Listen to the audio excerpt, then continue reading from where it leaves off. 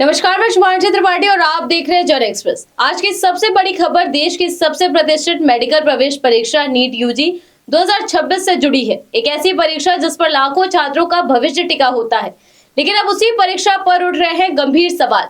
क्या नीट 2026 में paper leak हुआ? क्या छात्रों के भविष्य के साथ खेल हुआ, या फिर ये सिर्फ एक गेस पेपर था जो संयोग से मैच कर गया? इन सवालों के बीच राजस्थान से जो तस्वीर सामने आ रही है वो चौंकाने वाली है और कहीं ना कहीं सिस्टम पर बड़ा सवाल खड़ा करती है। दरअसल राजस्थान के सीकर जिले से एक ऐसा मामला सामने आया है जिसने पूरे देश में हड़कंप मचा दिया है। जांच में सामने आया है कि परीक्षा से पहले कथित गैस पेपर वायरल हुआ और हैरानी की बात यह है कि उस गैस पेपर के 100 से ज्यादा सवाल असली परीक्षा से मेल खाते पाए गए। कुछ रिपोर्ट्स तो इस संख्या को 125 तक बता रही हैं। अब सवाल उठता है कि क्या ये महज संयोग है या फिर इसके पीछे कोई बड़ा खेल। जैसे ही ये मामला सामने आया, राजस्थान पुलिस की स्पेशल ऑपरेशन ग्रुप यानी एसओजी और एटीएस हरकत में आ गई। जांच तेज हुई, छापेमारी शुरू हुई और अब तक इस मामले में 14 लोगों को गिरफ्तार किया जा चुका है। जांच एजेंसियों के मुताबिक ये गैस पेपर परीक्षा से एक दिन पहले यानी 2 मई की रात को कुछ छात्रों तक पहुंचाया गया था। सबसे पहले इसे कथित तौर पर 2 से 5 लाख रुपए में बेचा गया, लेकिन जैसे जैसे समय बीता यही पेपर 30,000 रुपए में भी बिकने लगा। यानी शिक्षा का ये सिस्टम अब एक मार्केट में बदलता नजर आ रहा है। सबसे चौंकाने वाली बात यह है कि ये गेस्ट पेपर सिर्फ डिजिटल नहीं था, बल्कि इसकी फोटोकॉपी तक करवाई गई और कई छात्रों तक फिजिकल फॉर्म में भी पहुंचाया गया। व्हाट्सएप ग्रुप्स के जरिए इसका तेजी से प्रसार हुआ और यहीं से शक गहराता गया। जांच में एक और बड़ा एंगल सामने आया है। कुछ रिपोर्ट्स के मुताबिक ये सैंपल पेपर केरल से सीकर पहुंचा था, जिसमें करीब 150 सवाल ऐसे थे जो असली परीक्षा से मिलते जुलते थे। अब सवाल ये है कि इतनी बड़ी संख्या में सवाल कैसे मैच कर सकते हैं? क्या ये सिर्फ कोचिंग का अनुमान था या फिर किसी बड़े नेटवर्क की साजिश?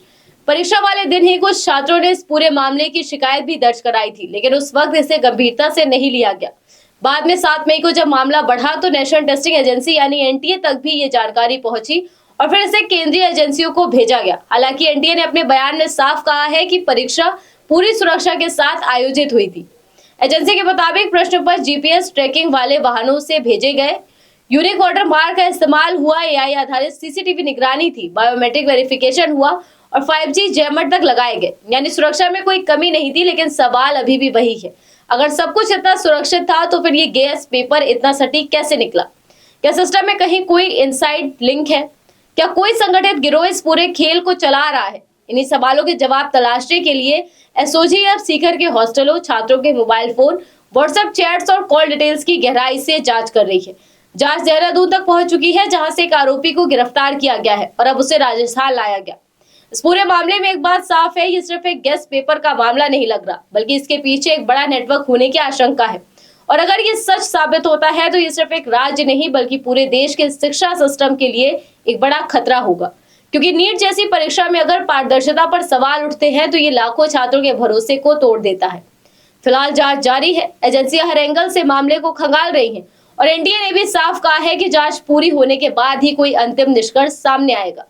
लेकिन सबसे बड़ा सवाल यही है कि क्या इस बार सच्चाई सामने आएगी या फिर ये मामला भी बाकी विवादों की तरह दबकर रह जाएगा? आप क्या सोचते हैं? क्या ये पेपर लीक है या सिर्फ एक इत्तेफाक?